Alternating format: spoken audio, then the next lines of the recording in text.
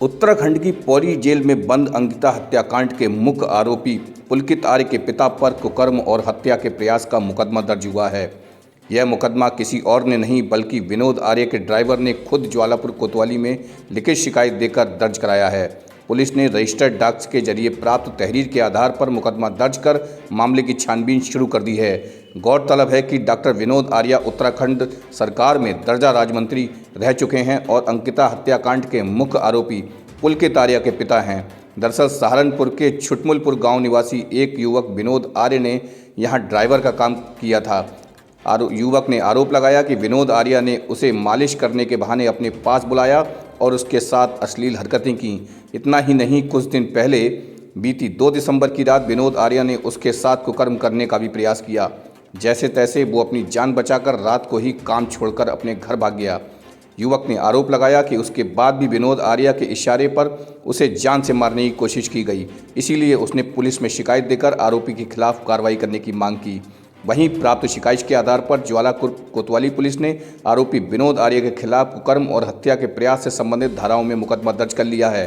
हरिद्वार की SP crime रेखा यादव ने बताया कि पीड़ित द्वारा तुरंत थाने न पहुंचकर रजिस्टर्ड डाक के जरिए प्रार्थना पत्र दिया गया था। इस मामले में ज्वालापुर कोतवाली पुलिस द्वारा आईपीसी की धारा 377, 307, 504 और 506 के तहत मुकदमा दर्ज कर लिया गया है।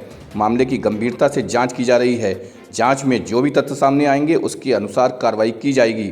साथ ही एसपी क्राइम ने यह भी बताया कि मामला बेहद संगीन है और जरूरत पड़ी तो आरोपी की गिरफ्तारी भी की जाएगी।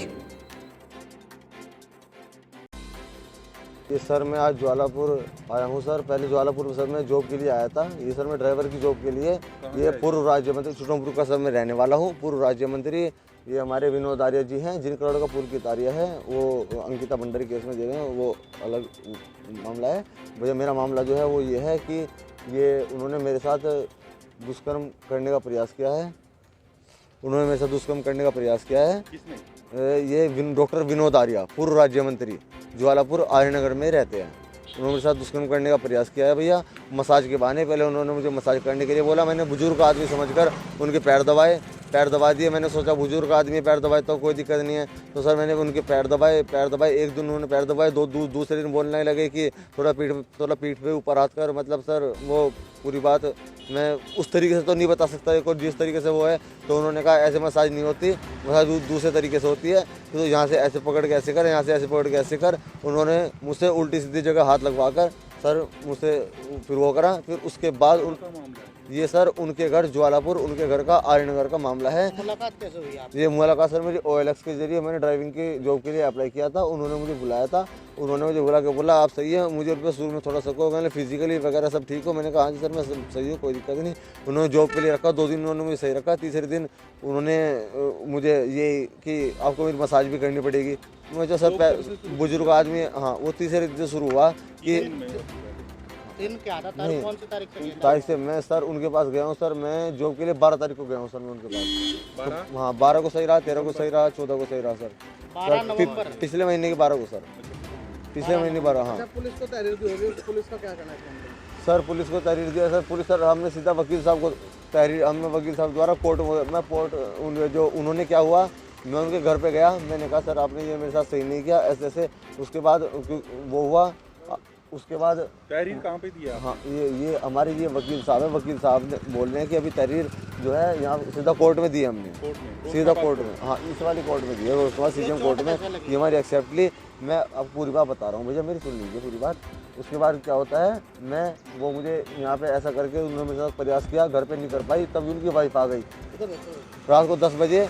वो मेरे साथ बेड पे मुझे लेटाने की कोशिश की, तब इनकी वाइफ आ गई। वो बोल रहे क्या कर रहे हो यहाँ पे, क्यों वो कर रहे हो? कहने के पैर दबा रहा हूँ मैं उससे कमर दबा रहा हूँ अपनी, इसीलिए मैं इसको लेटा रहा हूँ। उनकी वाइफ ने देखा है सब कुछ? हाँ उनकी वाइफ ने देखा है सब कुछ। उन्होंने कहा कि रात को 11 बजे, तो 10 से 11 बजे के बीच में, 9, 10, 11 बजे, पक्का टाइम तो कोई याद नहीं है, 9, 10, 11 के बीच में था। उसकी वाइफ ने पूछा कि ये क्या कर रहे हो, मतलब इस टाइम पे इसे क्यों रोक रखा है? तो उन्होंने बोला कि वो मसाज के लिए रोक रखा है। मैंने रहते कहाँ वैसे आप? मैं भैया यहाँ पे मैं उनके घर पे कमरा दे रखा था उन्होंने नीचे रहने के लिए मुझे। मैं रहने वाला भी मैं छुटमुलपुर जिला सहारनपुर का हूँ। और मुझे उसके बाद पूरी घटना सुनी मेरी क्या होता है। उसके बाद क्या हुआ, उन्होंने उस दिन वहाँ वे कर नहीं पाया, अपनी बाइक की वजह से मेरे साथ कुछ दुष्कर्म नहीं कर पाए, ठीक है। उसके बाद मैंने वहाँ से भागने की कोशिश की, लेकिन मैं घर से मैं भागा नहीं। मैंने कहा कभी चोरी वगैरह सिरे लगा दे भैया देखो, इसलिए मैं उस डर से वहाँ से नहीं भागा। उसके बाद वो अपने लड़के से पौड़ी जेल में मिलने गए, पौड़ी जेल में अपने लड़के से मिलने गए। मैंने कहा उस दिन मैं रोने लगा। एक व्यक्ति द्वारा शिकायत प्रकोष्ठ में एक रजिस्टर्ड डाक द्वारा एक प्रार्थना पत्र प्रेषित किया गया था। जब वह थाने पहुंचा तो उसमें पढ़ने के बाद पता चला कि उसमें संगीन धाराएं बन रही है और उन धाराओं के परिप्रेक्ष्य में अभियोग पंजीकृत कर लिया गया है। चूँकि प्रार्थना पत्र ज्वालापुर से रिलेटेड था और यह आर्यनगर स्थित स्वदेशी भवन के ऑनर के खिलाफ था और उसमें संगीन धाराएं थी जैसे कि 377, 307, 504, 506 आईपीसी अंतर्गत मुकदमा पंजीकृत कर लिया गया। विवेचना प्रचलित है। घटना लगभग 2 दिसंबर के आसपास की बताई जा रही है। वादी द्वारा तुरंत थाने पहुंचकर तहरीर न देकर दोहरा डाक प्रार्थना पत्र दिया गया था। उसी के परिप्रेक्ष्य में मुकदमा पंजीकृत कर विवेचना प्रचलित है। क्योंकि अभियोग अभी पंजीकृत किया गया है, साक्ष्य संकलन किया जा रहा है। मामले की गंभीरता को देखते हुए हर पहलू पर जाँच की जा रही है और विधिक कार्रवाई अमल में लाई जा रही है। ये जांच के दौरान अगर जो वारदात हुई है उसकी पुष्टि होगी तो संबंधित धाराओं में अगर गिरफ्तारी बनेगी तो गिरफ्तारी की जाएगी। ये आर्यनगर के रहने वाले डॉक्टर विनोद आर्या हैं, उनके खिलाफ उन्हीं के ड्राइवर द्वारा तहरीर दी गई है।